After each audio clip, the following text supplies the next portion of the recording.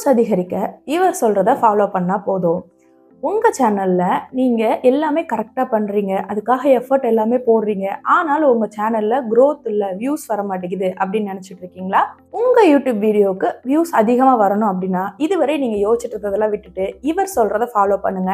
And இந்த வீடியோல உங்க யூடியூப் வீடியோ நல்ல வியூஸ் போறதுக்கு பெஸ்ட்டா ஒர்க் ஆகுற 3 ஐடியா ஷேர் பண்ணியிருக்கேன். ஸோ வீடியோவையும் ஸ்கிப் பண்ணாம பாருங்க.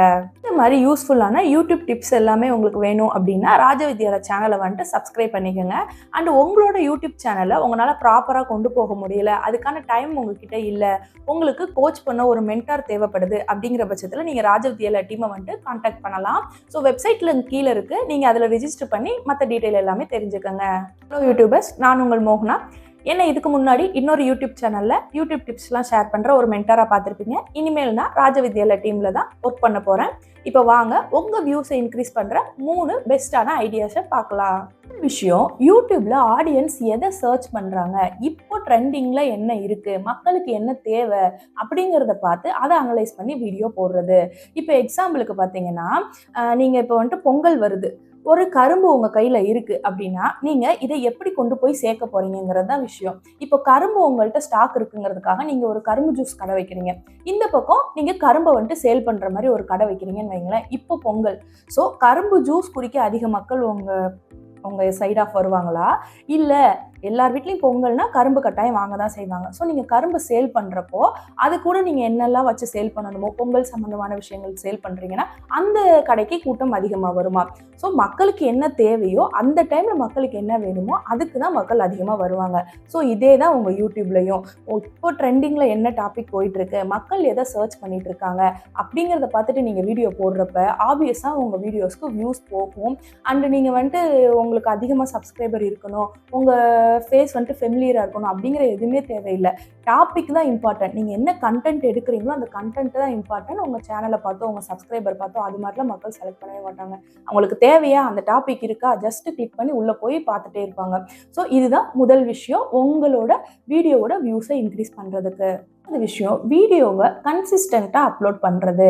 இப்போ யூடியூப்னு மட்டும் இல்லை, நீங்கள் ஒரு பிஸ்னஸே பண்ணுறீங்கனாலுமே நீங்கள் அந்த விஷயத்தை தொடர்ச்சியாக பண்ணும்போது தான் அதுக்கான வெற்றி ஒன்று கிடைக்கும். அதே மாதிரி தான் யூடியூப்லையும். நீங்கள் யூடியூப் ஸ்டார்ட் பண்ணுவீங்க, இப்போ ஸ்டார்ட் பண்ணிட்டோம் அப்படிங்கிறதுக்காக ஸ்டார்டிங்கில் வந்துட்டு டெய்லியும் ஒரு வீடியோன்னு கூட கஷ்டப்பட்டு எடுத்து போடுவீங்க. பட் வியூஸ் வரல, சப்ஸ்கிரைபர் கம்மியாக தான் வராங்க அப்படின்னு நீங்கள் யோசிக்கிறப்போ ஜஸ்ட் டவுனாக என்ன பண்ணிருப்பீங்கன்னா அடுத்து வீக்லி வந்துட்டு 2 வீடியோஸ், இல்லாட்டி வீக்லி 1 வீடியோ, இல்லாட்டி தொடர்ந்து ஒரு கேப் விட்டுறது, திரும்பி உங்களுக்கு எப்போ தோணுதோ அப்போ வந்துட்டு யூடியூப்பை திரும்பி ரீஸ்டார்ட் பண்ணிக்கலாம் அப்படிங்கிற மாதிரி யோசிக்கிறது. அந்த மாதிரி இல்லாமல் நீங்கள் ஒரு யூடியூப் சேனல் ஸ்டார்ட் பண்ணுறீங்களா, கண்டினியூஸாக வீடியோ போடணும் அப்படிங்கிறத மைண்ட் செட் பண்ணிட்டு போடுங்க. வியூஸ் வருது, சப்ஸ்கிரைபர் வருது, ஒரு வீடியோ ஓடுது, ஒரு வீடியோ ஓடலை, அதெல்லாம் எதுவுமே மைண்ட் பண்ணிக்காதீங்க. நீங்கள் பல்காக வந்துட்டு ஒரு வீடியோ ஷூட் பண்ணி வச்சுக்கோங்க. வீக்லி நம்ம 3 வீடியோ அப்லோட் பண்ணணுமா, எவ்ரி வீக் 3 வீடியோ நான் எப்படினாலும் அப்லோட் பண்ணணும் அப்படிங்கிற மாதிரி ஒரு கன்சிஸ்டன்சியை உங்கள் வீடியோவில் மெயின்டைன் பண்ணுங்கள். ஸோ அந்த மாதிரி பண்ணுறப்போ ஒரு வீடியோ இல்லாட்டி அடுத்த வீடியோ வந்துட்டு பாப்புலர் ஆயிரும். ஸோ அந்த வீடியோ பாப்புலர் ஆனால் உங்களோட வே ஆஃப் தாட் அவங்களுக்கு பிடிச்சிருக்கு, உங்கள் வீடியோ பிடிச்சிருக்குன்னா ஆப்வியஸாக இதுக்கு முன்னாடி போட்டிருக்க பழைய வீடியோவை எடுத்து பார்க்குறதுக்கு நிறைய வாய்ப்பு இருக்குது. ஸோ நீங்கள் வந்துட்டு ஒரு யூடியூப் சேனல் ஆரம்பிக்கிறீங்கன்னா கன்சிஸ்டன்சிங்கிறது ரொம்ப முக்கியம். ஸோ அதை ஃபாலோ பண்ணி பாருங்கள்.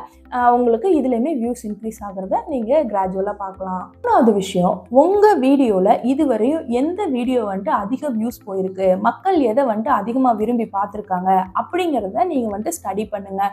உங்கள் சேனலை வச்சு அனலைஸ் பண்ணுங்கள். இப்போ எக்ஸாம்பிளுக்கு நம்ம வீடியோ ஸ்டார்ட் பண்ணுறப்ப நம்ம ஒரு விளாக் போடுவோம், இல்லை ஒரு எஜுகேட்டிங் சம்மந்தமாக ஏதாவது போட்டிருக்கலாம், இல்லை நீங்கள் ஒரு ப்ராடக்ட் வாங்கி அதுக்கு ரிவ்யூ போட்டிருக்கலாம். ஸோ இந்த மாதிரி வந்துட்டு வேறு வேறு விதமான கண்டென்ட் போடுறப்போ உங்களுக்கு எதில் வியூஸ் அதிகமாக போயிருக்கு, எதில் கமெண்ட் அதிகமாக வந்திருக்கு, எதை பற்றி வந்துட்டு கேட்டிருக்காங்க அப்படிங்கிறத வச்சு நீங்கள் ஒரு அனலைஸ் பண்ணி அது சம்மந்தமாக வீடியோ போடுங்க.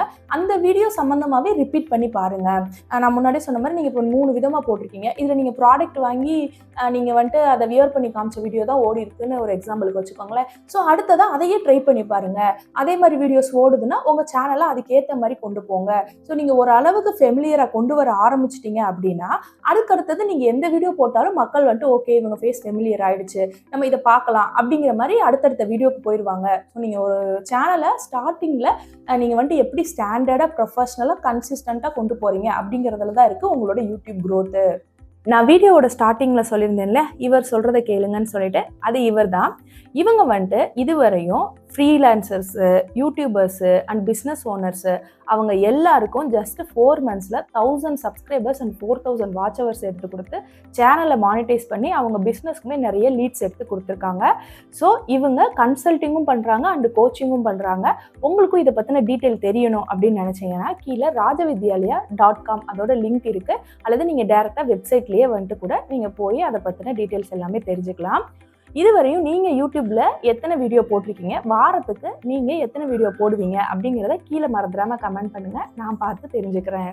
இப்போ நான் சொன்ன 3 டிப்ஸையும் நீங்கள் அடுத்து அப்லோட் பண்ணுற வீடியோஸில் அப்ளை பண்ணி எந்த மாதிரி உங்களோட யூடியூப் சேனல் க்ரோத் இருக்குன்னு செக் பண்ணி பாருங்கள். அண்ட் இந்த மாதிரி யூடியூப்பை நாங்கள் அனலைஸ் பண்ணி நிறைய யூடியூபர்ஸ்க்கு சீக்கிரமாகவே 1000 subscribers and 4000 watch hours increase பண்ணி கொடுத்துருக்கோம். அவங்க சேனலை மானிட்டைஸ் பண்ணி சக்ஸஸ்ஃபுல்லாகவும் கொண்டு வந்துட்டுருக்கோம். ஸோ அந்த சக்ஸஸ் ஸ்டோரி எல்லாத்தோட லிங்க்குமே ஃபஸ்ட் கமெண்ட்டில் இருக்குது. உங்களுக்கு தேவைன்னா அதையுமே நீங்கள் கிளிக் பண்ணி பார்க்கலாம். இன்னொரு யூஸ்ஃபுல்லான வீடியோவில் பார்க்கலாம். தேங்க்ஸ் ஃபார் வாட்சிங். தேங்க்யூ.